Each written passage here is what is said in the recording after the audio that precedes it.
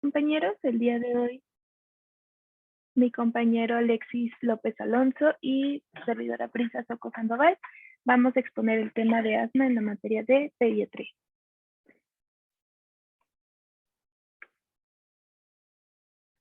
Ok, bueno, entonces la importancia de estudiar esta patología es porque el asma es la enfermedad respiratoria crónica más frecuente en el mundo. Además que esta patología puede afectar a cualquier persona independientemente de la raza, de su edad y del sexo, ¿no? Además que el asma en México y en el mundo pues los gastos en cuanto a para el tratamiento de esta enfermedad, ya sea para los pacientes, para sus familiares y las instituciones de salud, pues son costosos y pues se trata de hacer unir esfuerzos para poder mejorar las estrategias del tratamiento, ¿no? Y bueno, entonces, ok, como definición. El asma es una enfermedad inflamatoria crónica de la vía aérea, es decir, produce una obstrucción. Esta, pues, va a variar con el tiempo y la intensidad y existe reversibilidad a diferencia del EPOC con el tratamiento, con lo que es el, tra- el, pues, el tratamiento y también como variabilidad e hiperreactividad, ¿no? Y bueno, la guía GINA define como el asma como una historia de síntomas respiratorios como sibilancias, dificultad para respirar, opresión en el pecho y tos. Y además de eso, que varían con el tiempo y la intensidad. Y a esto le agregamos una limitación variable del flujo de aire expiratorio en la espirometría. ¿Ok? Permítame un momento. Ok. Y bueno, puede llegar a provocar síntomas respiratorios que incluso pueden llegar a limitar la entrada de aire a los bronquios, produciendo crisis asmáticas que a veces requieren atención médica urgente y que incluso pueden llegar a ser fatales. La siguiente, por favor. Ok, bueno. El manual de Gina, que es el manual para tratar, para el diagnóstico y el tratamiento de asma, define una crisis asmática como una que también se le conoce como una exacerbación o ataques. Es el empeoramiento agudo o subagudo de los síntomas y la función pulmonar con respecto al estado habitual del paciente, ¿no?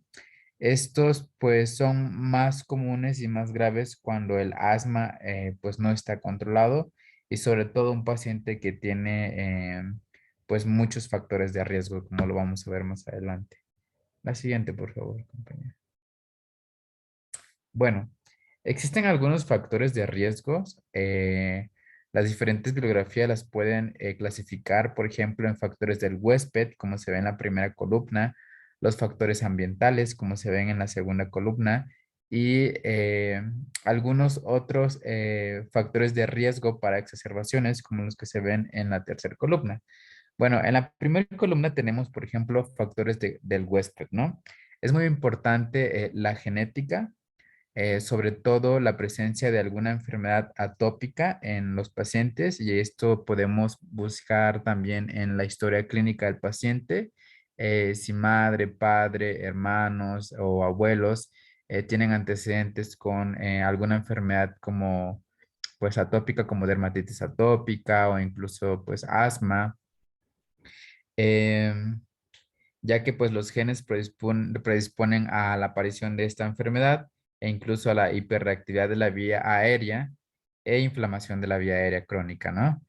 Otro factor del huésped pues es la obesidad que se ve pues muy implicado en los pacientes asmáticos. Em, es curioso que se ha visto que es más frecuente en el sexo masculino, entonces por ser hombre es un factor de riesgo más que en el sexo femenino. Y dentro de los factores ambientales tenemos, por ejemplo, alérgenos, como por ejemplo, ¿cuáles? Mascotas y polen, pero podemos, algunos de los alérgenos que podemos encontrar en el hogar, por ejemplo, algunos animales, el gato, los gatos, algunos, pues, perros, por ejemplo, también las cucarachas, otros alérgenos en el hogar pueden ser los hongos, las levaduras, etcétera, ¿no? Algunos de los alérgenos que podemos encontrar fuera del hogar, pues son, por ejemplo, el polen y el moho. Em, Existen otros tipos de alérgenos, como por ejemplo ocupacionales, ¿no? Hay que investigar si nuestro paciente está expuesto a, por ejemplo, algunos tipos de pinturas que pueden llegar a ser alérgenos para los pacientes, identificar dónde trabaja, qué se dedica, si es que es pintor o pinta o está en alguna fábrica de textiles, pues es muy importante investigar ahí. Otro tipo de factor ambiental, pues son las infecciones virales, por ejemplo, la contaminación ambiental, el tabaco. Cuando hablamos del tabaco, pues hay que identificar si el paciente es fumador activo, fumador y pues algunos factores ambientales como profesionales, ¿no? Hay que identificar si nuestro paciente está expuesto en su trabajo a algún alérgeno que puede llegar a afectar su calidad de vida. Y bueno, para lo que son factores de riesgo en las exacerbaciones, pues por ejemplo tenemos que em, el asma se puede haber exacerbado cuando el paciente hace ejercicio y eso porque produce hiperventilación e incluso por ejemplo en climas fríos puede llegar a haber una exacerbación de asma o por ejemplo con algunos irritantes, ya sea comidas o ya sean por ejemplo pinturas, infecciones, algunos alimentos y por ejemplo también algunos fármacos. La siguiente, por favor. Bueno. El asma dentro de su fisiopatología, recordemos que esta va a ser una inflamación crónica de las vías respiratorias que puede ser producido por cualquiera de los alérgenos o cualquiera de los factores de riesgo que ya vimos anteriormente, por ejemplo, lo que son el humo de tabaco, el humo de tabaco, lo que es también algún alérgeno y todos estos factores de riesgo van a producir la liberación de células inflamatorias. Por ejemplo, ¿cuáles? Pues tenemos las células cebadas, también se van a ver implicadas los eosinófilos, algunas células T, como por ejemplo las T helper tipo 2, los basófilos, los neutrófilos, las plaquetas, otras células implicadas, por ejemplo, células del epitelio, células del endotelio, fibroblastos y nervios, pues se van a ver implicados en lo que es la inflamación de las vías respiratorias, ¿no? Y bueno, esto se va a hacer por medio de algunos mediadores, como se ve ahí en el cuadro del lado izquierdo. Por ejemplo, algunos mediadores como la histamina, los leucotrienos, los prostanoides, las ciclinas, las adenosinas, las endotelinas, entre otros, pues van a ser algunos mediadores que se van a ver implicados en la vía aérea. Bueno, entonces, ¿qué es lo que van a producir estas mediadores? Pues bueno, van a producir broncoespasmo, que exista un exudado del plasma, por lo tanto, una secreción del moco a nivel bronquial, así como algunos cambios estructurales, ¿no? Y bueno, entonces, del lado derecho es todo lo que se podría ver el proceso que implica lo que es la fisiopatología del asma, ¿no? La siguiente, por favor. Ok. Bueno, ¿cuáles van a ser los signos y síntomas? Pues algo súper importante es que aquí va a existir una broncoconstricción. eh, y esto debido a que, bueno, y esto también como una mucosa inflamada y la producción de moco, todo esto va a producir sibilancias, que es algo muy, muy, muy característico del asma. Las sibilancias, así como una opresión en el pecho y disnea, que pues ya sabemos que es la dificultad para respirar y bueno, la tos. Entonces son muy importantes estos signos y síntomas para el diagnóstico también y tenerlos muy presente a la hora de auscultar a nuestro pacientito. La siguiente, por favor.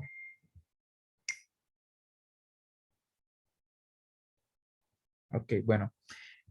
Bueno, podemos encontrar varias clasificaciones dentro de las cuales tenemos, por ejemplo, un asma intermitente.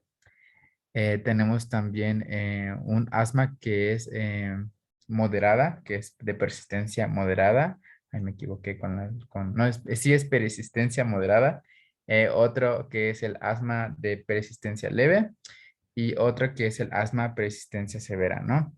Bueno, el asma intermitente, pues son aquellos pacientes que tienen síntomas de 1 o 2 días a la semana, así como aquellos que tienen exacerbaciones leves y, bueno, que tienen síntomas nocturnos no más de 2 veces al mes.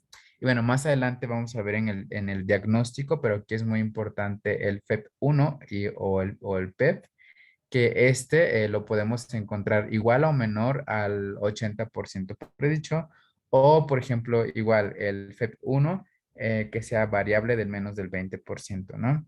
El tipo de asma que es de persistencia moderada, pues entonces aquí los pacientes van a tener síntomas pues diarios con exacerbaciones que pueden afectar pues la actividad de su actividad diaria o incluso que pueden llegar a afectar el sueño, así como síntomas nocturnos que van más de una vez a la semana e incluso que el paciente requiera del uso diario de un beta bloqueador 2 de acción corta. Y bueno, aquí ya el paciente con el FEP1 lo vamos a encontrar con del 60 al 80%, ¿no? Y el FEP1 pues variable del más del 30%. Y bueno, dentro de la persistencia, de la persistencia leve, tenemos las exacerbaciones que pueden afectar la actividad y el sueño, síntomas nocturnos que van de 2 veces al mes, y aquí pues tenemos el FEP1 mayor al 80% y el variable del menor del 20 al 30%. La persistencia severa, aquí pues van a ser exacerbaciones frecuentes con síntomas nocturnos de asma, que son pues ya más frecuentes, e incluso limitación de la actividad física. Y pues aquí el FEP1 lo podemos encontrar en menos del 60% y igual variable del más del 30%. La siguiente, por favor.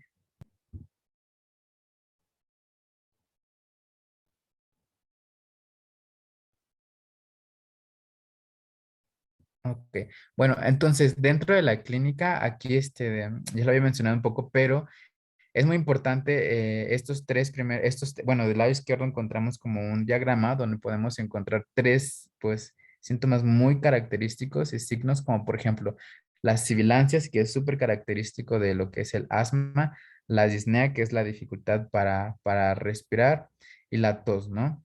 La respiración, pues, sibilante, que estas pueden ser difusas, a la auscultación, pues, puede llegar incluso a ser bilateral o, pues, de un solo lado, y particularmente son al momento de hacer la expiración, ¿no? El paciente llega a mencionar que siente que le falta el aire, así como también menciona que existe como opresión en el pecho, la tos pues se puede ver, la expiración es muy prolongada debido a la obstrucción de la vía aérea. Los signos de las enfermedades relacionadas, como por ejemplo, podemos encontrar como enfermedades atópicas como rinitis, eczema, dermatitis atópica, e incluso podemos ver a un paciente con cambios en la forma del tórax cuando está teniendo una crisis asmática, o podemos ver el uso de músculos accesorios al momento de la expiración. Es muy importante que a la exploración física, si un paciente con asma no está teniendo una crisis de asma, podemos encontrarlo pues normal, o sea, sin sibilancia, sin falta de aire, sin opresión en el pecho, sin tos, ¿no? Todo puede ser normal, sin rinitis, sin signos de alguna enfermedad atópica. Pero pues cuando un paciente está teniendo una crisis pues de asma o una exacerbación, pues podemos encontrar a la exploración física una disminución tanto en la ampliación y la ampliación. Pues también podemos encontrar un sonido pues a la percusión como timpánico, y a la auscultación pues podemos encontrar una disminución del murmullo vesicular y sibilancias al momento de la inspiración. La siguiente, por favor.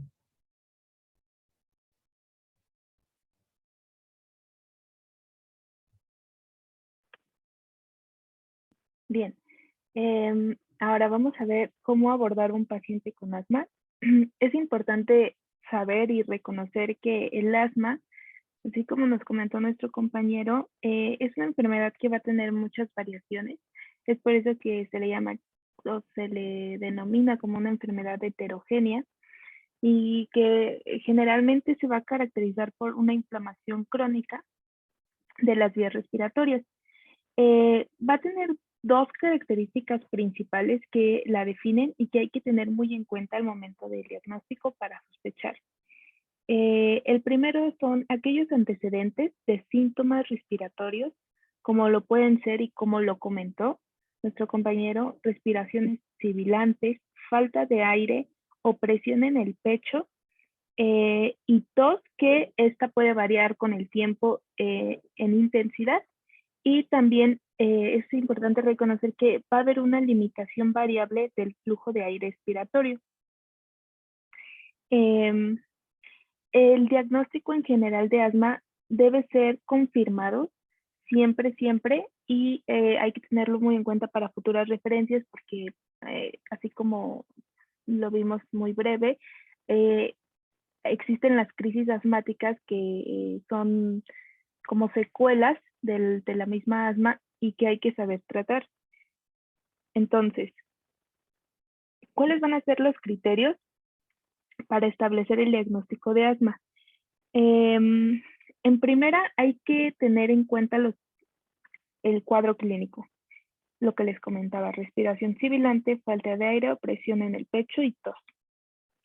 Después, hay que tener en cuenta los antecedentes de los síntomas respiratorios. Estos pueden ser variables, es decir, puede haber manifiesto, o más bien, en general, los síntomas típicos, que ya los tenemos identificados, y después es muy frecuente que las personas asmáticas manifiesten más de uno de estos síntomas que están especialmente los que están en negritas. Generalmente los síntomas van a aparecer de forma variable y especialmente la tos, pero en general todos varían de intensidad a lo largo del tiempo. Recordemos que esto es algo crónico y no es que de un día a otro ya se cure. Los síntomas también suelen ser desencadenados por algunas actividades como el ejercicio, incluso simplemente el hecho de reír puede desencadenar uno de estos síntomas, los alérgenos o el aire frío. Y estos síntomas también es importante interrogar durante el interrogatorio, preguntar si estos síntomas aparecen o empeoran por la noche o al despertar. Y también si los síntomas aparecen o se exacerban en el momento en el que el niño tiene o está cursando con una infección viral. Una vez que ya hayamos hecho el interrogatorio de estas preguntas, generalmente nos va a dar una idea más clara del diagnóstico principalmente de asma. Ahora, más adelante, justo, otra forma también de ayudarnos para el diagnóstico de asma es a través de la espirometría y el flujómetro, especialmente en los pacientes pediátricos, es la forma más objetiva y la forma ambulatoria de valorar un paciente. El objetivo de este va a ser elevar las 3 esferas y si no lo hace, el tratamiento, se le debe dar tratamiento para estabilizar principalmente. Entonces, ¿qué es lo que vamos a ver aquí? Un flujómetro que tengamos por debajo del 70 al 75% del valor objetivo va a ser un indicador para que nosotros modifiquemos el tratamiento o instauremos uno. Entonces, en la imagen podemos ver que tenemos el color verde, amarillo y rojo. Esto significa que un valor cuando la esferita se sitúa en el verde, vamos a tener que es un valor del 80 al 100% del valor predicho. Y generalmente cuando está en verde o es igual a flujo libre, no se van a presentar síntomas. A comparación de cuando la esferita se sitúa en el rango amarillo, que esto representa un valor del 50 al 80%, y esto indica empeoramiento de las vías respiratorias o que hay un ataque de asma inminente. Generalmente los síntomas en este punto que vamos a ver van a ser disminución en el rendimiento, tos intermitente, sibilancias y disnea. Es decir, va a ser como una alerta de que hay que tener precaución porque justamente hay riesgo de exacerbación. Y cuando el espirómetro o la esferita se sitúa en el punto rojo, es cuando tenemos un valor inferior al 50%, y esto va a indicar sí o sí una obstrucción importante de las vías aéreas y la necesidad de atención médica inmediata. Generalmente los síntomas que se presentan hasta este punto van a ser disnea, retracciones y sibilancias continuas. Es decir, si el paciente le realizamos la espirometría y la esferita no sube o no alcanza valores por arriba del rango rojo, esto es signo de una emergencia. Ok, vamos a regresar un tantito. Okay. Aquí también es importante tener en cuenta los diferentes de tipos de asma que más o menos los vimos hace poquito durante el diagnóstico, ya que existe lo que es el asma ocupacional y el asma agravada por el trabajo.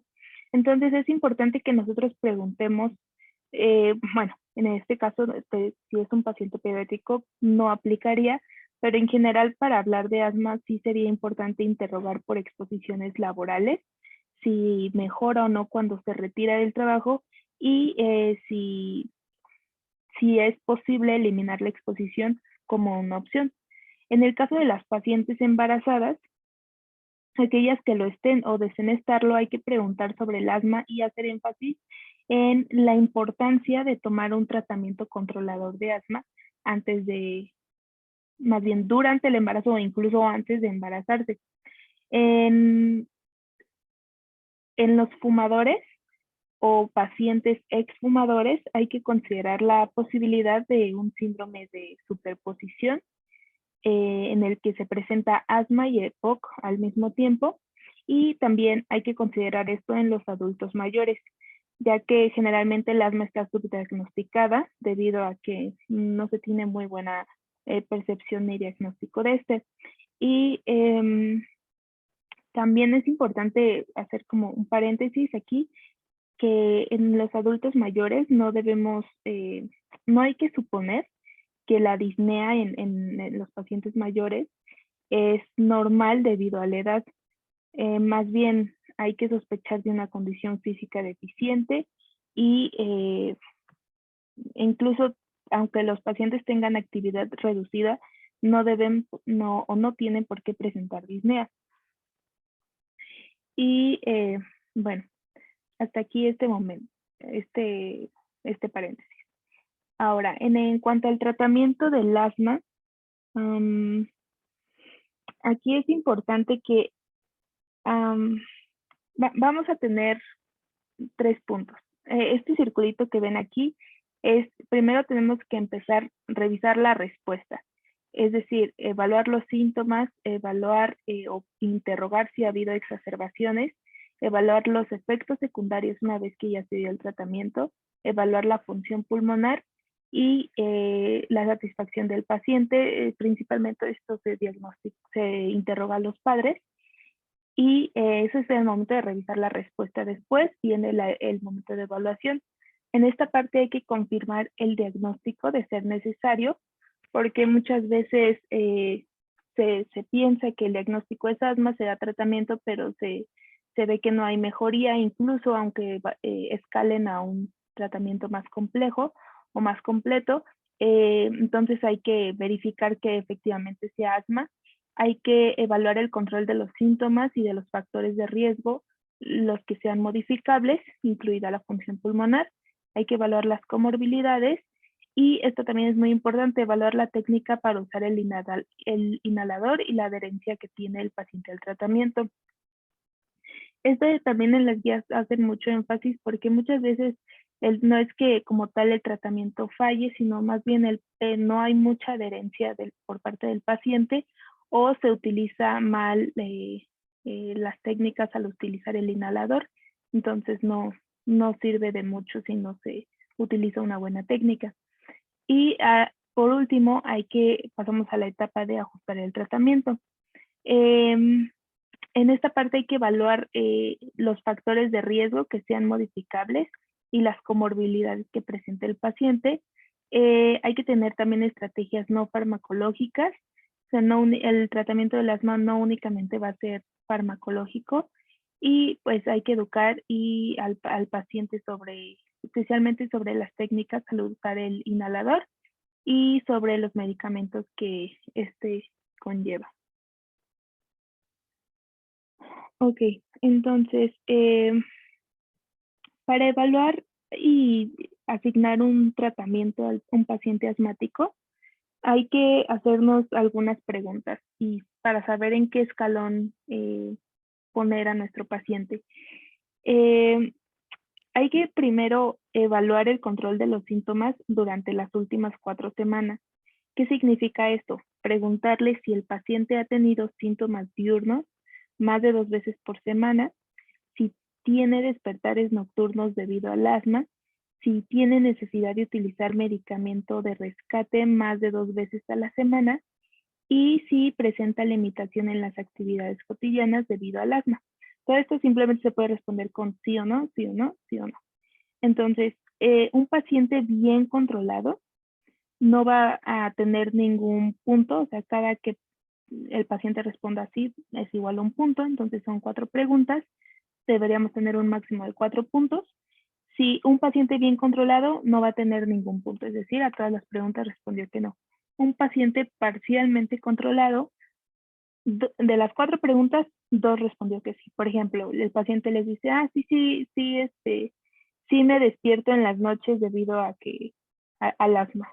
O sí he visto que ya no puedo hacer los mismos ejercicios de antes, o las mismas caminatas, etcétera.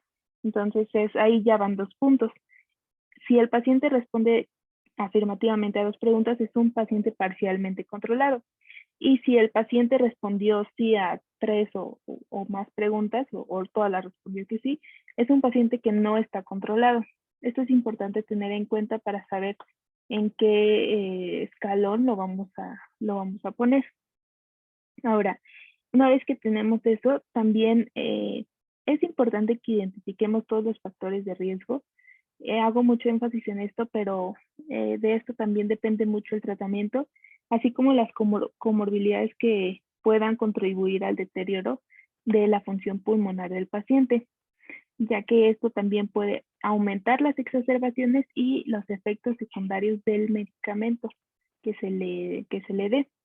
Es importante que le indiquemos al paciente y que sepamos que se debe evaluar al momento del diagnóstico y periódicamente cada 1 o 2 años después de asignar el tratamiento.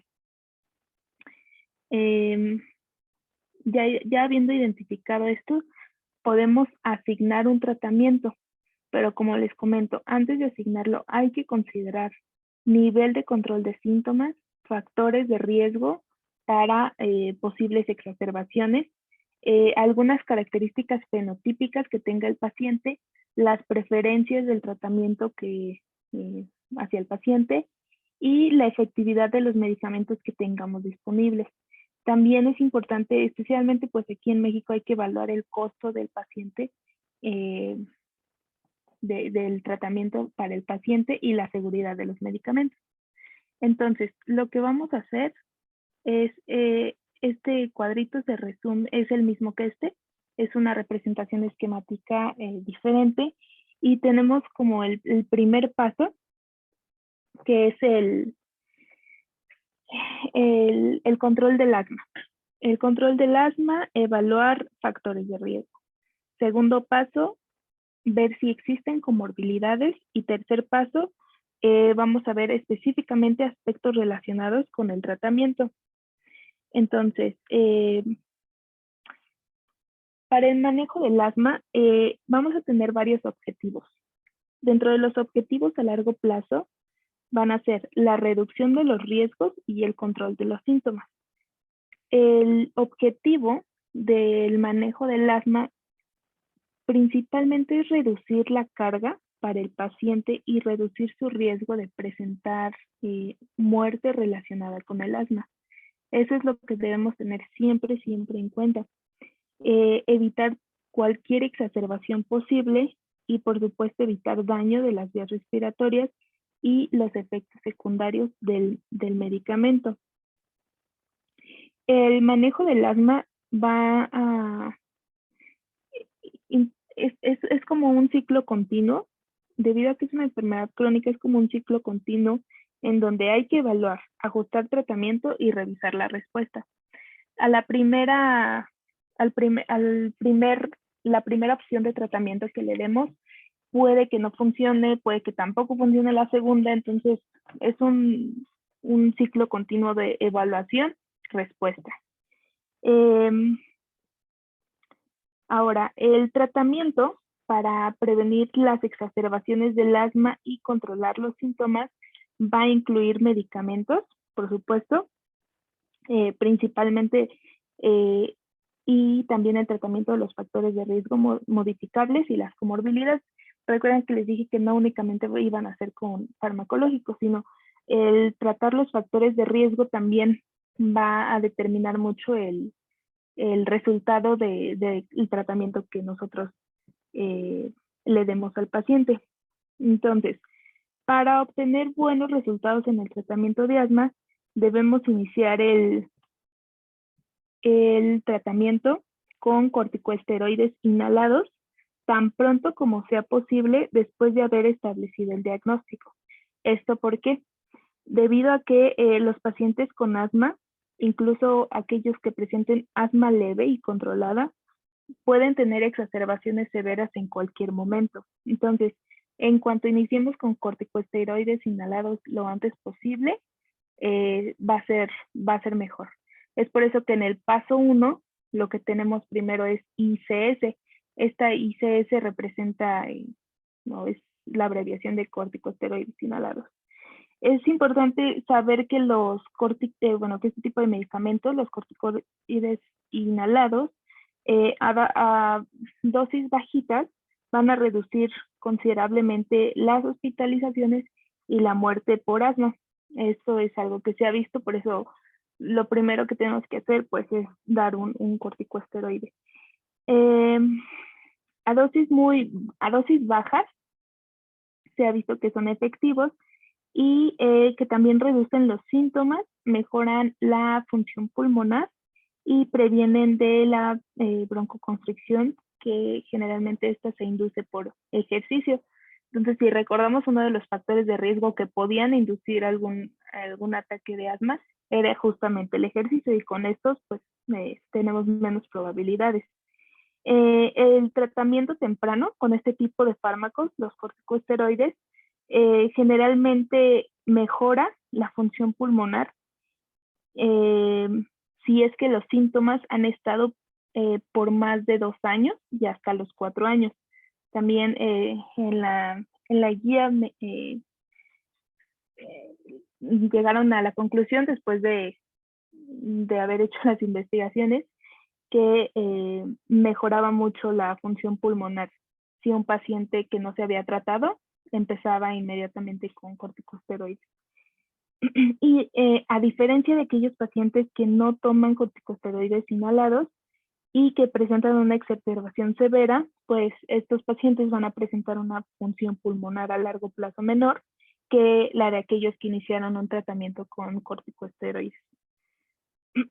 La mayoría, es importante saber aquí que la mayoría de los pacientes con asma no necesitan un corticosteroide a dosis bajas porque la mayor parte de los pacientes que se benefician de esto eh, van a ser aquellos pacientes que lo combinen con otro fármaco. Por ejemplo, aquí lo vemos en el paso 1, un corticosteroide inhalado con formoterol.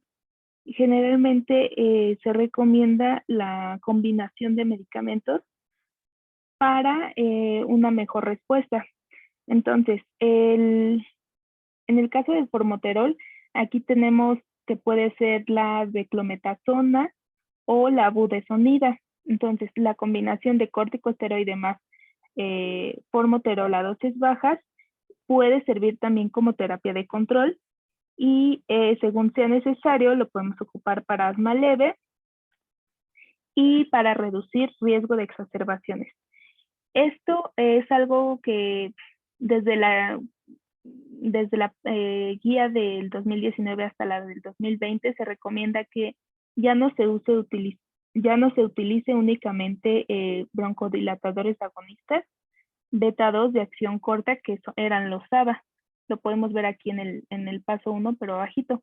Antes únicamente se recomendaba el uso de un SABA y ya.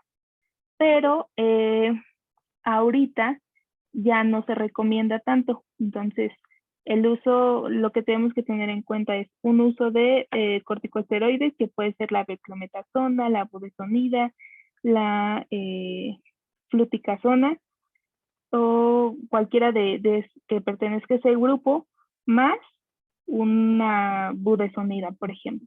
Entonces, esto se ha visto que mejora muchísimo los pacientes y que es el tratamiento de elección que debemos considerar. Entonces, aquí abajo vemos que es otra opción de tratamiento controlador. Es decir, todo lo que vemos arriba es lo ideal, de lo que de preferencia debemos hacer, pero pues si no se tiene o si no se puede, abajo nos dan otra opción. Ahora, en el paso 2, aquí también vamos a utilizar corticosteroides inhalados a dosis bajas de forma diaria. La diferencia con este al paso 1 es que en el anterior es únicamente cuando haya una crisis o una exacerbación. En el paso 2 va a ser diario. Aquí no es de que si quieres o no, o si se presenta o no. Aquí es diario, tienes que seguir el tratamiento. En este caso se opta porque sea únicamente un corticosteroide o la combinación igual a dosis bajas de ser necesario. Entonces la diferencia únicamente es que aquí ya se da la opción de que sea únicamente el corticosteroide, pero diario. Ahora, en el paso 3 vamos a tener una combinación de corticosteroides inhalados y de los LABA. Estos, déjenme ver, a ver, denme un minuto. Okay. En este paso ya se opta por una combinación un poquito más fuerte. Aquí se recomienda igual el uso de un corticosteroide, pero con la combinación de un LABA. En este caso, se prefiere eso porque se dice que en el paso 3 la mayoría de los días el paciente va a presentar síntomas, es decir, va a tener síntomas diario o no va a poder dormir porque se va a despertar muy frecuente en la noche, una vez o más por semana. En ese caso, como les digo, se recomienda esta combinación u otra opción pueden ser una dosis intermedia de corticosteroides o una combinación de corticosteroides más el LTRA, que son los leucotrienos. LTRA son los modificadores de leucotrienos y imagino que si los han escuchado, por ejemplo, pueden ser el Montelukast, o el Pranlucas, en general todos los que terminan con CAST. Estos, los LRTA, generalmente actúan sobre una parte de la vía inflamatoria y se utilizan como una opción de tratamiento controlador únicamente, especialmente en los niños. Y también como monoterapia pueden ser utilizados, pero son menos efectivos. En general, los leucotrienos no tienen muchos efectos secundarios, al menos no que se hayan descrito, a excepción de que uno de ese tipo de medicamentos que se llama Safirlucast, únicamente se ha visto que eleva las pruebas de función hepática, pero de allí en fuera, ninguno. Ahora, en el primero, las dosis bajas de corticosteroides y los LABA, que son los broncodilatadores agonista beta de acción prolongada, se ha visto que, por ejemplo, pueden ser aquí la beclometasona más el formoterol o la budesonida, más el formoterol. Cuando una dosis baja de corticosteroides en monoterapia no logra tener un buen control del asma, agregar un broncodilatador de acción prolongada, que son los LABA, va a mejorar muchísimo los síntomas, va a mejorar la función pulmonar y va a reducir las exacerbaciones en la mayoría de los pacientes significativamente y de forma más rápida. Entonces es aquí cuando se decide escalar al paso 3. En cuanto a los efectos adversos de los broncodilatadores de acción prolongada, los LABA, simplemente se ha visto que tiene asociación con taquicardia, con cefalea y con dolores musculares. Pero esto sí es muy importante, los broncodilatadores de acción prolongada no se deben usar individualmente, o sea, como monoterapia, siempre debe ser con un corticosteroide debido a que aumentan el riesgo de las consecuencias adversas graves. ¿Ok? Ahora, en el paso 4, vamos a ver en qué momento se opta por este.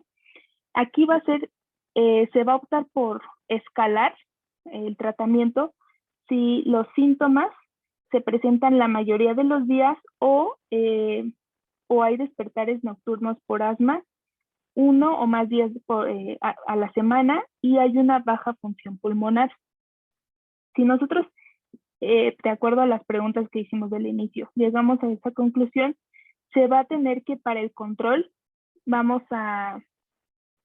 como tratamiento base, vamos a tener que dar una dosis intermedia de corticosteroides con broncodilatadores de acción prolongada en el paso 4.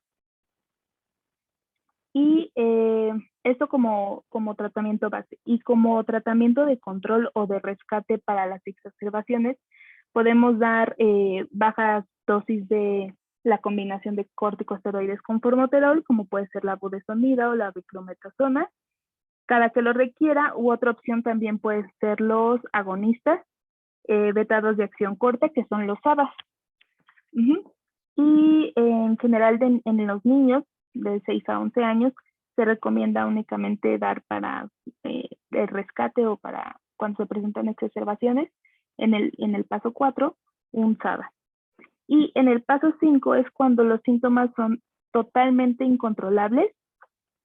En este caso se dan dosis altas de combinación corticosteroides con beta agonistas de acción prolongada, más terapia aquí ya se utilizan otros fármacos como pueden ser el tiotropio inhalado en asma con más de 6 años con antecedentes de exacerbaciones.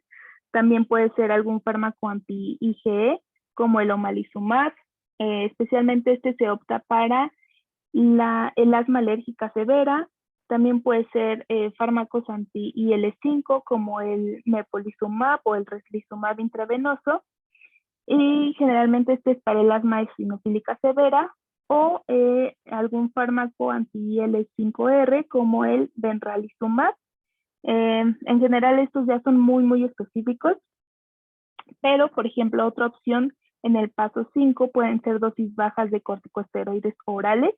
Únicamente se toman en cuenta estos pacientes Aquí es los corticosteroides orales que les menciono, son estos, los OCS, y en este caso únicamente es para pacientes graves con síntomas secundarios y generalmente se optan por administrarlos en la mañana de preferencia, y en los adultos puede ser la prednisolona de 40 a 50 miligramos cada 5 a 7 días, y en los niños se recomienda 1 a 2 miligramos por kilogramo por día, de 3 a 5 días y máximo 40 miligramos. En los niños de 6 a 11 años, también se recomienda en este punto, cuando tengan un asma incontrolable, agregar una terapia IG. Y para la terapia de rescate, en este caso, se recomienda bajas dosis de corticosteroides con formoterol, por ejemplo, una budesonida y una beclometasona. Esta combinación se recomienda cada que lo requiera. Para los niños, casi siempre se recomienda como terapia de rescate los SABA, principalmente. Ahorita vamos a ver un poquito de las características de los SABA y por qué se recomiendan, que son los broncodilatadores agonistas de acción corta y los LABA únicamente de acción larga, ¿no? S de short y L de long, que esa es la única diferencia. Ahora, en este paso 5 es cuando, recordemos, cuando el asma ya es incontrolable y pues se van a optar por un tratamiento más complejo. Vamos a tener diferentes dosis para adultos y niños de los corticosteroides. Generalmente la beclometasona, la dosis más baja es de 200 a 500 microgramos, y para la budesonida, es de 200 a 400 microgramos, a diferencia de una dosis alta que puede ir hasta los más de 800 microgramos. Y esto en adolescentes y adultos. En cuanto a los niños, generalmente se considera de los 6 a 11 años. La beclometasona, de las dosis, la más baja va desde los 100 hasta los 200 microgramos, y la budesonida desde los 250 hasta los 500 microgramos. En este caso es un poquito significativa aquí la dosis mayor, porque en el caso de los adultos la budesonida era la dosis mayor, más de 800 microgramos, y en los niños va a ser más de 400, es decir, se reduce al doble la dosis máxima en adultos y niños. Y también en la beclometasona, la dosis máxima para los adultos, o la más alta, era más de 1000 microgramos, y en los niños simplemente es hasta 400 microgramos. Es decir, un poco más del doble es la diferencia. Y esto es significativo porque, pues, al tratar a un niño y un adulto hay que tener mucho cuidado con las dosis. Esto es lo que les iba diciendo, el paso 1, dependiendo la escala que vimos, el paso 2, paso 3, paso 4 y paso 5. Es decir, cada cuando hay que irlo, no cada cuando, más bien si es necesario escalar el tratamiento de un paciente o no, o simplemente podemos cambiar dosis. Y eso es lo que les comentaba. ICS son los corticosteroides inhalados. En este caso tenemos la beclometasona, la budesonida, que son los más representativos, incluso también la fluticasona, la mometasona, son los que yo he escuchado más. Y aquí tiene que son unos antiinflamatorios, son los más efectivos para el asma, son los primeros que tenemos que tener en cuenta, y estos son los que van a reducir los síntomas, van a aumentar la función pulmonar, mejorar la calidad de vida y van a reducir el riesgo de exacerbaciones y de hospitalizaciones y muerte. La mayoría de los corticosteroides inhalados no van a presentar efectos secundarios, tan solo como efectos locales, como candidiasis orofaringia o disfonía, pero estos se reducen mediante el uso espaciado de estos. Y también se recomienda que se pueden enjuagar la boca con agua y escupirla después de cada inhalación. Esto tanto en niños como en adultos, ¿ok? Ahora tenemos los LABA o los corticosteroides con los broncodilatadores de acción prolongada. Estos pueden ser, tenemos un corticosteroide, por ejemplo, la beclometasona, aquí ya está, y el formoterol o el propionato de fluticasona más el formoterol, por ejemplo, o aquí tenemos el salmeterol, pero según yo el que más se ocupa es el formoterol. Y en este caso, la combinación de estos dos, vemos que mejoran los síntomas, la función pulmonar y reducen las exacerbaciones en los pacientes. Pero recuerden que para este punto ya estábamos en el paso 3, a diferencia de los corticosteroides inhalados que los veíamos únicamente en el 1 y en el 2, que se podían utilizar como monoterapia, ¿no? En el paso 1 eran corticosteroides cada que se requiriera. En el paso 2 eran corticosteroides diarios o la combinación cada que se requiriera. Y bien, a los modificadores de leucotrienos, que son los que les comentaba en el paso 4, puede ser el Montelukast, y estos pues se utilizan únicamente como una opción de tratamiento controlador, principalmente en los niños. En monoterapia no se recomiendan mucho, incluso ustedes lo vieron en la escala, no vimos ninguno como monoterapia, siempre estaban en terapia, más bien siempre estaban junto con un corticosteroide, y estos en general tienen pocos efectos secundarios. También están unas que se llaman las cromomas, que pueden ser el como glicato de sódico y el nedocromilo sódico. Estos casi no se recomiendan, así como lo dice aquí, tienen una utilidad muy limitada, especialmente en el tratamiento de asma a largo plazo, ya que tienen un efecto inflamatorio muy bajo y son menos efectivos que un corticosteroide inhalado a dosis bajas. Entonces, pues sí. Y los medicamentos de rescate, aquí tenemos principalmente Alzaba, que no va a ser nuestra primera opción, pero sí va a ser muy bueno en el uso de exacerbaciones para niños principalmente.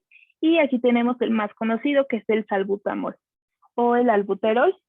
Entonces, pues, aunque sea el más popular para el tratamiento del asma, ya no es el de primera elección.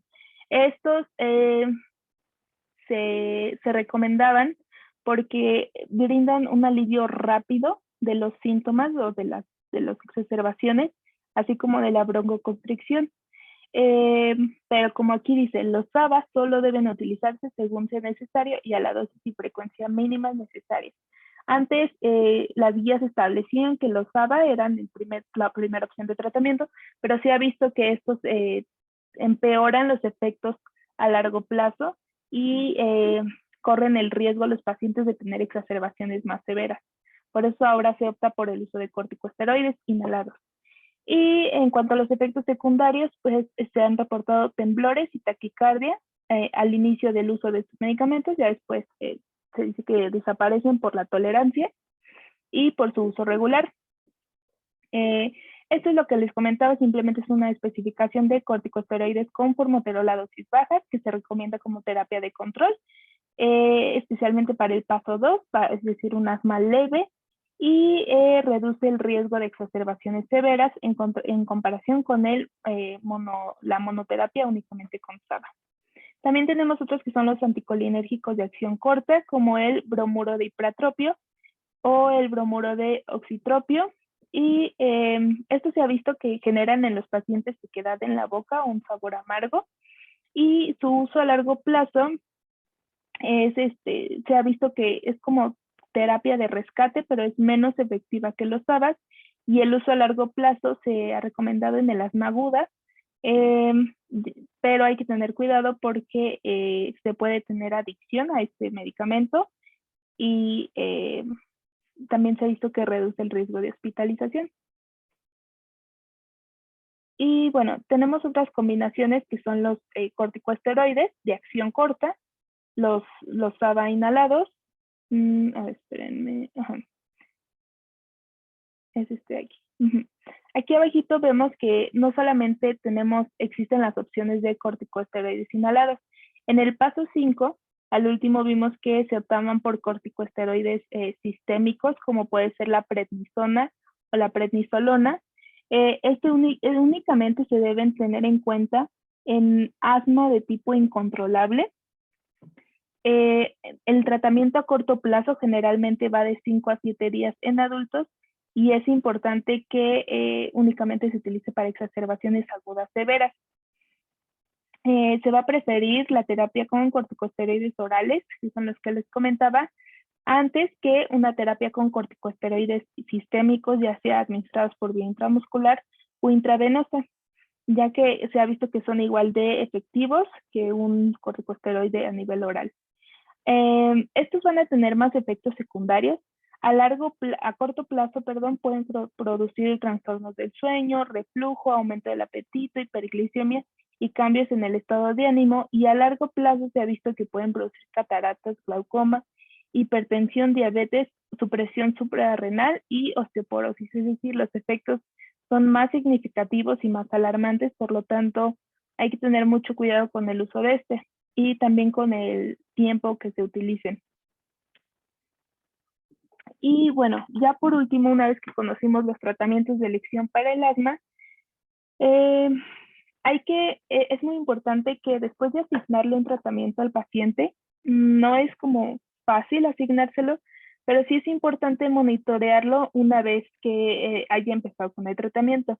Se recomienda que la consulta de revisión sea 1 a 3 meses posterior al inicio del tratamiento y cada 3 a 12 meses después de que se instale un nuevo tratamiento. En pacientes embarazadas se recomienda que sea cada 4 o 6 semanas la revisión y cuando hay exacerbaciones se recomienda una consulta a la semana de que ocurrió la exacerbación.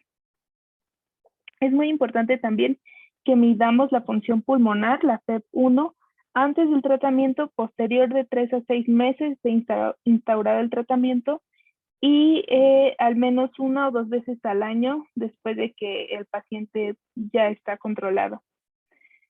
Con esto vamos a poder determinar lo que les había dicho. Si tenemos un paciente con asma bien controlada, un paciente con asma no controlada. En este caso, un paciente con asma bien controlada, pues no va a tener síntomas molestos durante el día y la noche, va a necesitar poca o ninguna medicación de rescate, generalmente llevan una vida productiva y físicamente activa y tienen una función pulmonar normal o casi normal. También no presentan crisis, exacerbaciones o ataques asmáticos graves y no los presentan o en general los evitan, siguiendo bien el tratamiento. El asma de un paciente no controlado, un asma no controlada, generalmente es por una mala técnica con el uso de inhalador. Entonces hay que corregir los errores. Es muy importante esta parte antes de cambiar el tratamiento, de aumentar dosis, etcétera, porque pues así también reducimos el riesgo de síntomas secundarios. Hay que confirmar nuevamente si un paciente no está teniendo mejoría, hay que confirmar el diagnóstico de asma. Si la función pulmonar es normal durante los síntomas, hay que reducir la dosis de corticosteroides inhalados a la mitad y reducir la función pulmonar evaluar la función pulmonar de 2 a 3 semanas. Hay que también, si vemos que no se está teniendo éxito en el tratamiento, hay que procurar más bien retirar todos aquellos factores de riesgo, evaluar y manejar las comorbilidades y hay que considerar modificar el tratamiento y subir algún escalón o escalar el tratamiento si el asma sigue sin poder controlarse después de 3 a 6 meses de que se inició el tratamiento.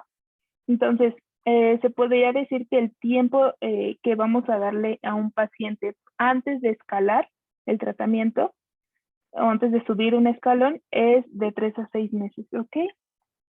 Y generalmente nosotros como futuros médicos generales no vamos a tratar pacientes de más del escalón 4.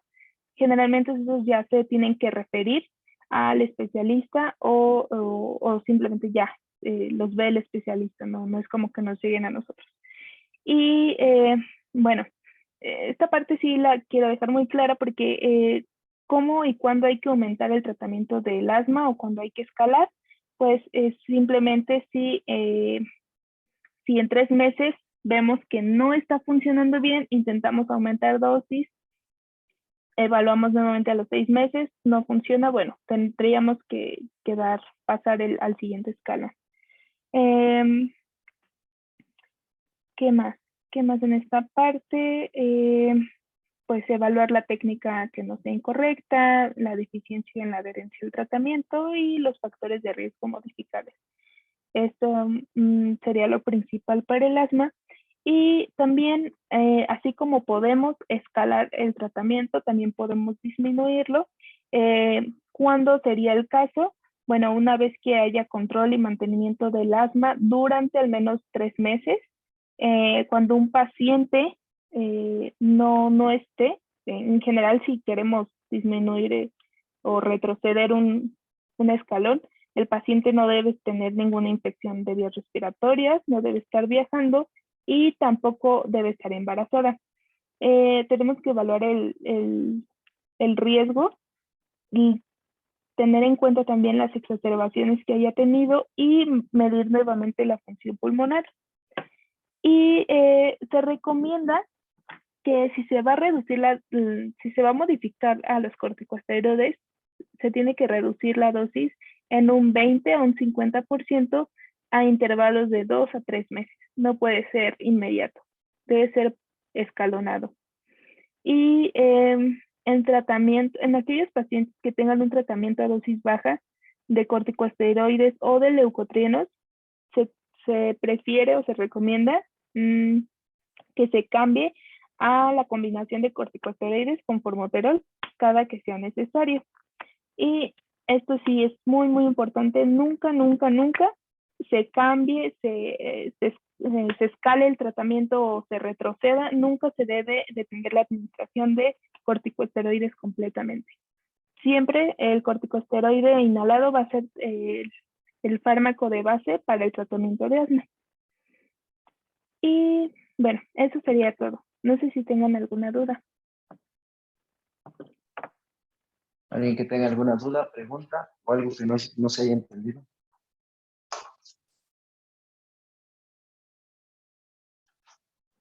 Creo que no, doctor. ¿Seguros? No, doctor.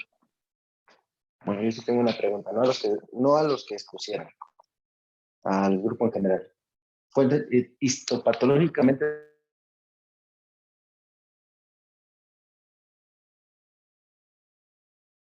o fisiopatológicamente, ¿cuál sería la triada del asma entonces?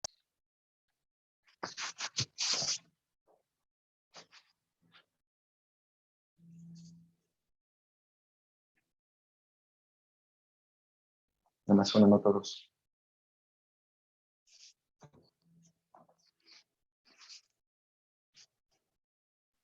Creo que se le trabó. ¿Podría volver? A ver, ahí ya me escucha mejor. Ya, doctor. Bueno, fisiopatológicamente, ¿cuál sería la triada característica del asma?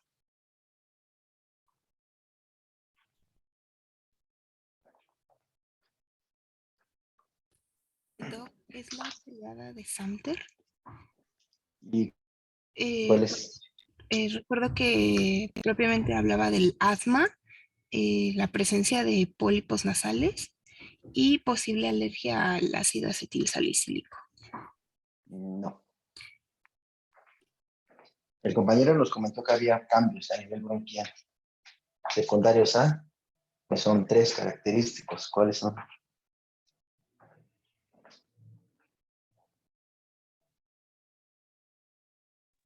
¿Es lo de la hiperplasia bronquial, Doc?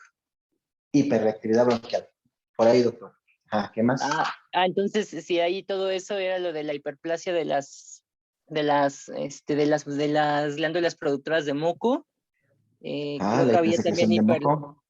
hay hipertrofia también del músculo liso propiamente también bronquial.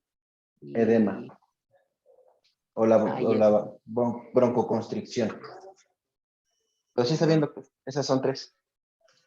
El edema o la broncoconstricción, la hipersecreción de moco y la hiperreactividad bronquial o la respuesta exagerada a un estímulo. ¿Ok? Ahora, recuerden que no todo lo que silba tiene que ser forzosamente asma. Efectivamente, tal cual nos dijo el doctor, previamente la principal característica o el dato clave para el asma era la sibilancia. Actualmente sabemos que es la tos. Van a ver que llegan a la consulta muchos pacientitos con tos, entre comillas, crónica, que ya fueron a ver a todo el mundo. Pero todo el mundo en ningún momento se detuvo a auscultarlo. Y al momento que ustedes los auscultan, pues ya escuchan con las sibilancias, aunque es más característico la expiración prolongada. ¿Va? Le piden al paciente que inspire y al momento de expirar, ustedes escuchan cómo esa expiración se va alargando.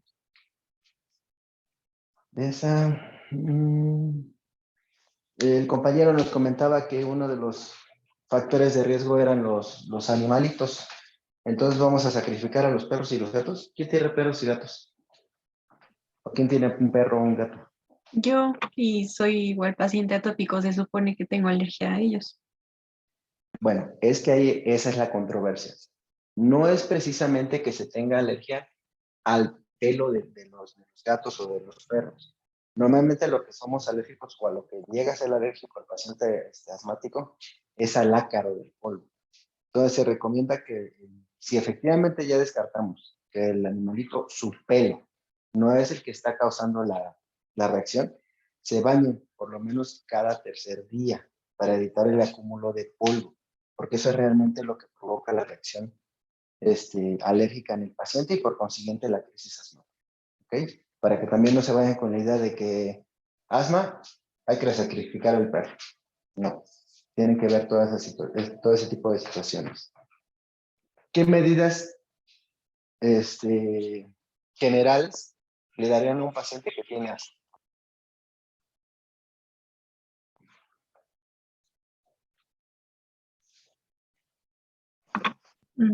Que realice ejercicio, que tenga una buena alimentación, que cambie su ropa de cama, pues, al menos una vez a la semana.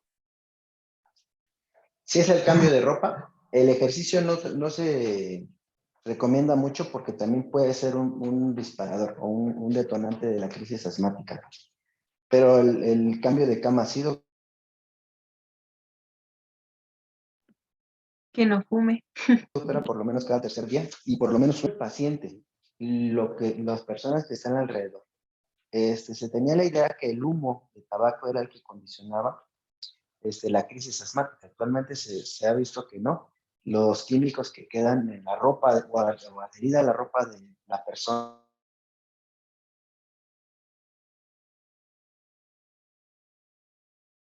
que fuma pueden también desencadenar una familiares, no deben fumar. Porque antes se recomendaba, fuma antes de llegar, o si vas a fumar, salte y ya se.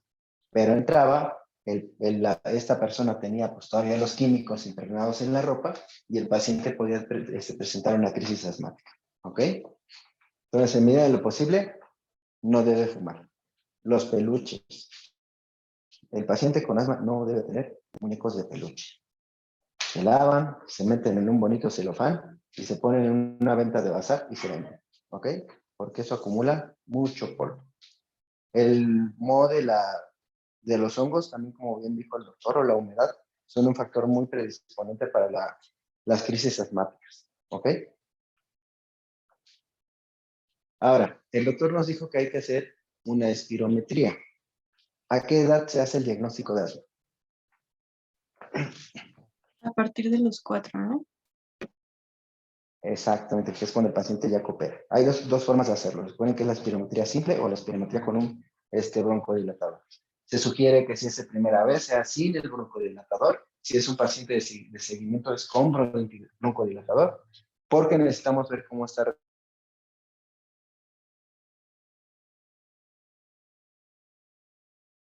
respondiendo a dicho tratamiento.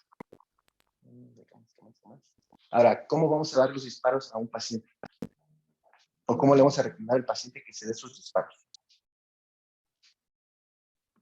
Mm, que realice una expiración primero, que coloque el inhalador, y me parece que son 2 disparos y pues a la inhalación, ¿no?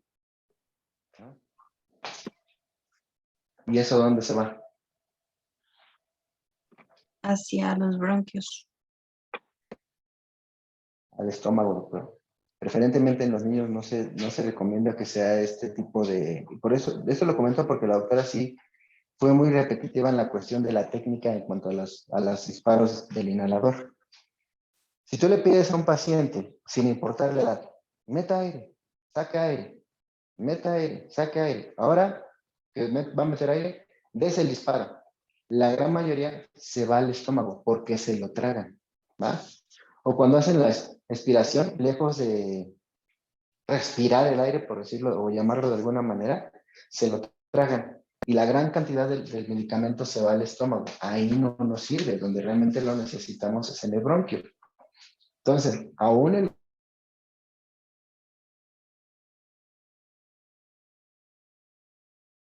los pacientes adultos se recomienda la utilización del aerochamber, si quieren darle el nombre comercial. La aerocámara tiene tres situaciones, pues es la mascarita que va acoplada a la cara del paciente, el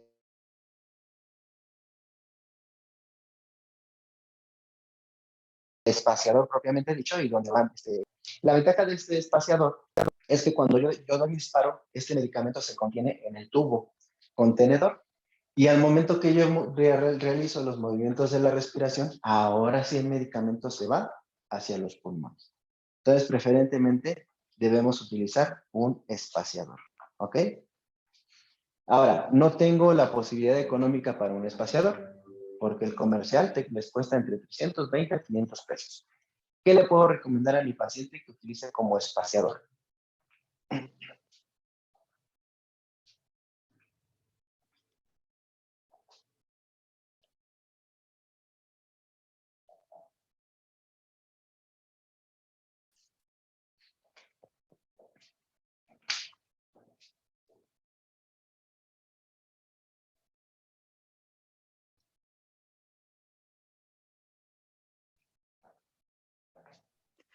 ¿Podría ser hasta una mascarilla? Bueno, La no, mascarilla sola, la mascarilla sola no, necesitas ser el intermediario, el espaciador propiamente dicho. Probablemente habían escuchado o han escuchado que se utiliza o se utilizaba el vasito de unicel. Más o menos daba la función del espaciador, porque ya no utilizamos el vaso de unicel, porque el medicamento queda pegado en los poros del vaso, por eso se unicel. Idealmente hay que utilizar una botella de plástico. La cortamos por la mitad, vamos a utilizar la boquilla y vamos a colocar nuestro disparador y vamos a dar un disparo. Ya que dimos ese disparo, vamos a contar hasta 10. Ese tiempo que contamos, le estamos permitiendo al paciente que inhale o exhale. Después de terminados esos 10, volvemos a dar otro disparo y otra vuelta contamos hasta 10 segundos. ¿Ok? Esa es en falta o en ausencia o ante no tener la posibilidad de conseguir una cámara espaciadora. Bien comentó la doctora que hay muchísimos medicamentos actuales para el tratamiento de asma. Lamentablemente la gran mayoría son muy caros. El de mayor accesibilidad o el que a nivel institucional o público dan es el salbutamol. Entonces el que más utilizamos es el salbutamol. No es lo mismo un paciente que llega de cero que dice que no le hemos hecho absolutamente nada. Si el pacientito ya tiene el diagnóstico de asma, siempre le vamos a recomendar a mamita. Mamita, si escucha usted que empieza con el chiflidito o le ronronea el pecho o empieza con la tosecita, le dé 2 disparos con su espaciador. Se va a esperar 20 minutos. Sigue escuchando los fenómenos respiratorios, le vuelva a dar otros 2 disparos. Si después de pasados otros 20 minutos el paciente sigue con los síntomas, acuda a un área hospitalaria. Siempre va a ser mejor un paciente que llega premedicado a un paciente que no se le ha hecho absolutamente nada. Eso es bien importante que digan a las mamás de los pacientes que tienen asma. El salbutamol es su mejor amigo. Podemos utilizar la fluticasona, el ceritide. La fluticasona, al igual que el ceritide, cuestan entre 710 a 810 pesos si están con descuento. Y son 250 microdosis. La gran mayoría de los pacientes que manejamos en el hospital, que es un hospital público, pues no tienen la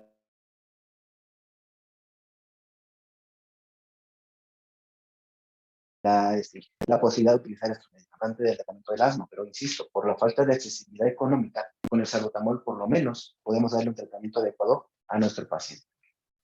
Podemos también utilizar el Rinocor, que es también otro esteroide, si no mal recuerdo es la budesonida, ¿va? Pero es la misma, es la misma situación, son muy caros, ¿sí? Entonces, por lo menos con el salbutamol estamos más que bien servidos. ¿Qué alimentos se consideran hiperalergénicos o que pueden desarrollar una crisis asmática?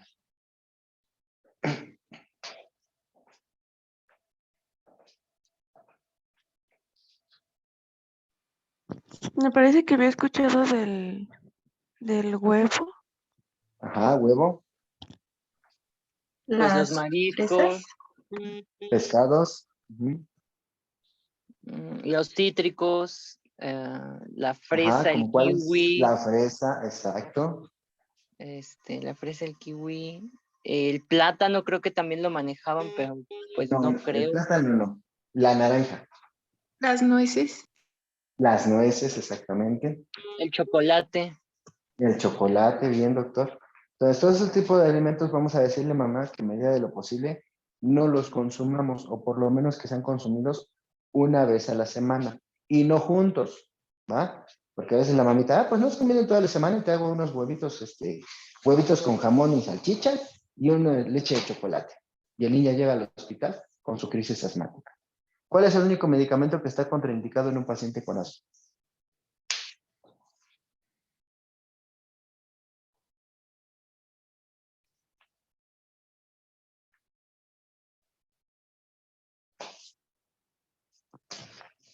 Por ahí lo dijeron, por ahí lo dijeron.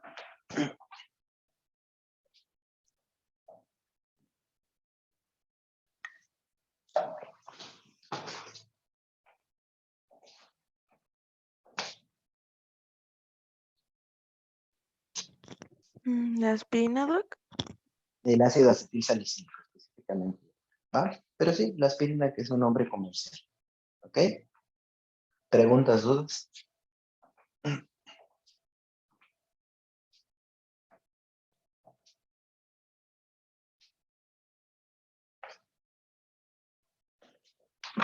Yo sí, doctor.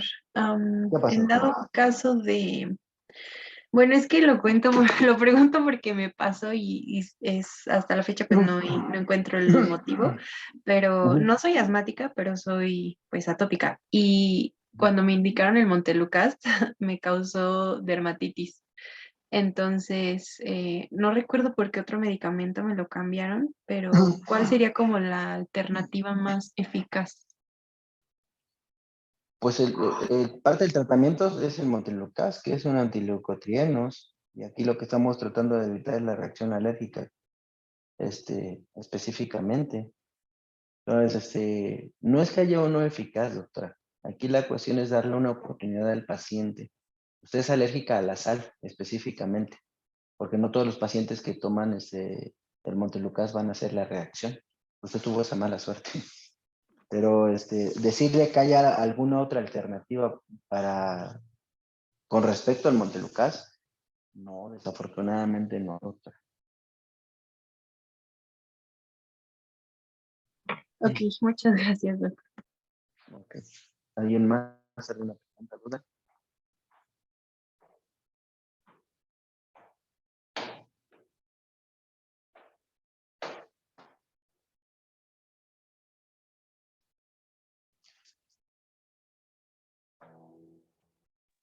No, doctor, todo bien de mi parte. ¿Seguros? Bueno, el día que veamos un paciente con crisis asmática, créanme que no se nos va a olvidar. Y más que cuando llegue casi con caras a intubarlo, menos. Un paciente intubado difícilmente sale de la ventilación asistida. Lo que menos queremos es llevar a un paciente a una fase 3 de ventilación. Buscamos todos los medios posibles para abrir esa vía respiratoria. De primera instancia vamos a utilizar el salbutamol, que es el betabloqueador o el broncodilatador de excelencia, vamos a llamarlo de alguna manera. Si mi paciente no responde, puedo utilizar un esteroide inyectado intramuscular, la metilprednisolona. también puede ser vía intravenosa. La dexametasona, la hidrocortisona, con el debido respeto, no sirven para absolutamente nada. Tiene que ser la metilprednisolona. ¿Podemos utilizar la prednisona y prednisolona? Sí, si el paciente todavía tiene que pues, conservada la vía aérea o puede todavía de. Si no, idealmente va a ser la metilprednisolona. ¿Ok? Si a pesar de esto mi paciente no responde después de mis 3 sesiones con salbutamol, puedo utilizar otro medicamento. Una cantina, específicamente la aminofilina, una dosis de impregnación y otra dosis de mantenimiento. Esta se da cada 6 horas. Mi paciente no rompe broncoespasmo, puedo llegar a lo extremo, que es utilizar adrenalina, ya sea nebulizada o subcutánea, ¿va? Pero ya llegando a la adrenalina es lo último. Ya si tu paciente no abre con adrenalina, no va a abrir con absolutamente nada y este paciente lamentablemente va a requerir el apoyo de la ventilación mecánica. Pero insisto, paciente que entra a ventilación mecánica difícilmente sale del ventilador.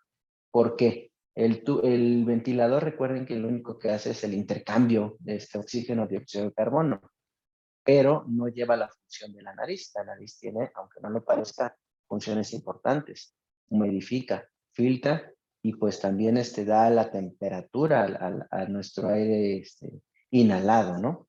El ventilador no, así tal cual entra el aire y normalmente es aire frío. Esto pues, sigue provocando pues edema y más broncodilatación. Entonces un paciente que ustedes lleguen a ver que está intubado, difícilmente lo van a sacar de la ventilación. Tienen que buscar todas las alternativas para sacar a ese paciente del espasmo, ¿ok?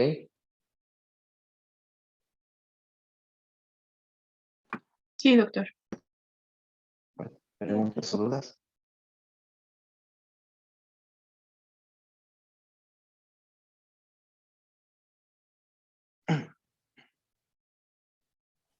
¿Seguros? Creo ¿No hay que preguntas o no. dudas?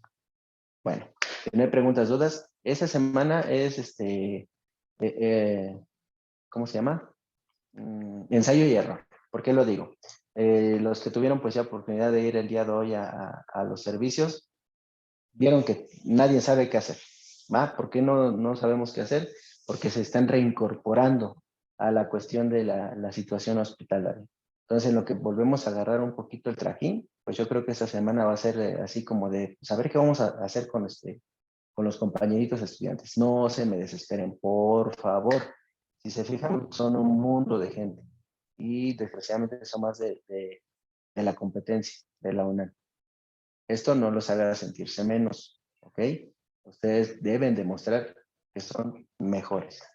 Entonces, mañana, por favor, los que vayan a presentarse el día de mañana, pueden llegar unos 15 minutitos antes de las 7 mejor, para que yo los pueda dejar con los médicos a los cuales están asignados y pues ya se puedan enrolar, porque la doctora, bueno, su jefa, como bien pudo darse cuenta con el doctor Sánchez, ya había iniciado la visita y pues así fue como de me incorporo, no sé qué hago, no sé, si hago o no hago, ¿ok?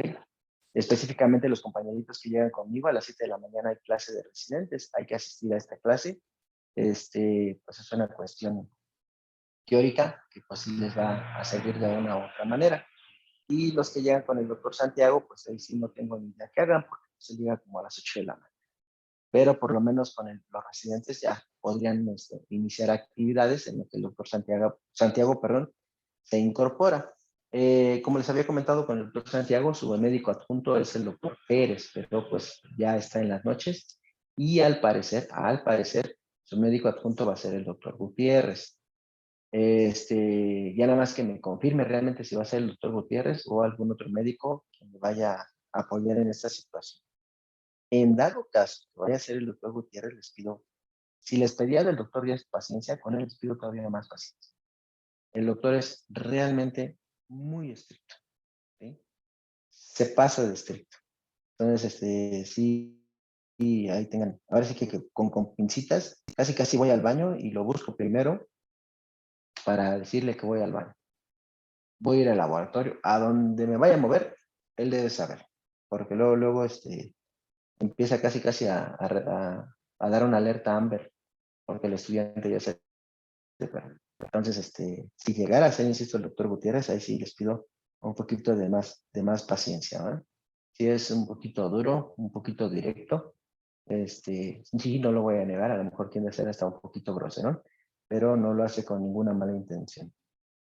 Entonces, mañana, insisto, se pueden llegar 15 minutos antes de las 7, que bueno, si llegan a las 7 en puntito, llegan a la oficina de pediatría para que un servidor los pueda, así que repartir lo más rápido que se pueda.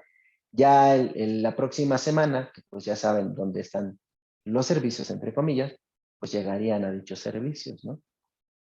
Como les había comentado, pues sería nada más un mes el que estaríamos todavía juntos. Entonces, eso se lo comento por la cuestión de rotaciones, porque si la próxima semana los cambio, o sea, la doctora que estuvo en urgencias la paso a pediatría y el de pediatría a medicina interna, pues realmente no le va a ser de utilidad, porque pues nada más estuvo en pediatría un día y va a estar en medicina interna un día, entonces no le veo realmente gran chiste. A lo mejor el mes o 2 semanitas, bueno, semanas entre comillas, por lo menos 2 días que estén en un servicio y para que vean cómo funciona dicho servicio, ¿ok? Sí, doctor, gracias. Muchas gracias. Sí, Bueno, doctor. ¿preguntas, dudas?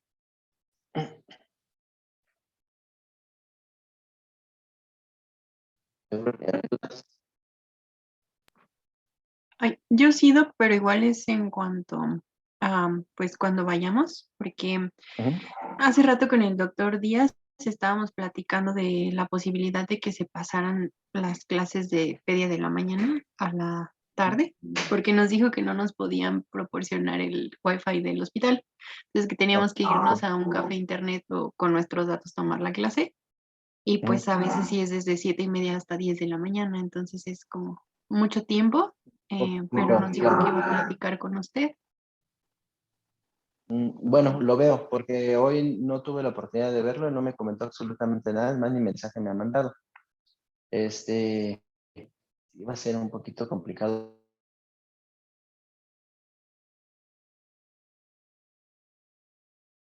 porque son 3 horas. ¿Qué días son? ¿Qué son? Lunes y viernes, de 7:30 a 10. Sí, va a ser un poquito complicado. Es que esa es la parte de que los compañeros, y con toda razón, se quejan, ¿no? Oye, los compañeros vienen a prácticas y se van a clases 3 horas. Y pues es entendible, o sea, se supone que para eso la teoría la tienen, o pueden tenerla en otra, se supone. Entonces dejen platicar con el doctor Díaz, una de dos. Si les puede cambiar el horario o les puede acortar el tiempo para que puedan ustedes aprovechar más su estancia en el hospital. No me va a dejar mentir el doctor que estuvo hoy conmigo, realmente conmigo estuvo ni una hora y de ahí se fue a la inducción y pues ya regresó prácticamente a decirme chau, besos, bye. Entonces sí, eso complica mucha la cuestión práctica. Y no es de ahorita, ¿eh? Esto siempre ha sido de todos los semestres, por lo menos antes de que dejaran de acudir al hospital. Ahí buscaremos una estrategia o alguna situación para que se pueda aprovechar pues el tiempo, ahora sí que el tiempo que vayan sea de calidad, aunque no cantidad, pero sí de calidad. Y pues platico con los profesores, más que con el doctor Díaz, con los profesores que sí les tengan un poquito de paciencia en ese aspecto, ¿no? Sí, doctor, muchas gracias. Entonces quedamos al pendiente. Sí, mañana el equipo que acuda, porque soy hombre y como buen hombre no tengo memoria, me recuerdan, ¿no? Que tengo que platicar con el doctor Díaz dicha situación.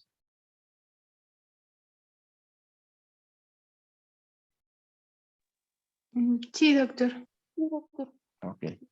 Bueno, si no tenemos algo más que platicar, les agradezco como siempre su tiempo, les deseo una buena noche y nos estamos escuchando el día jueves.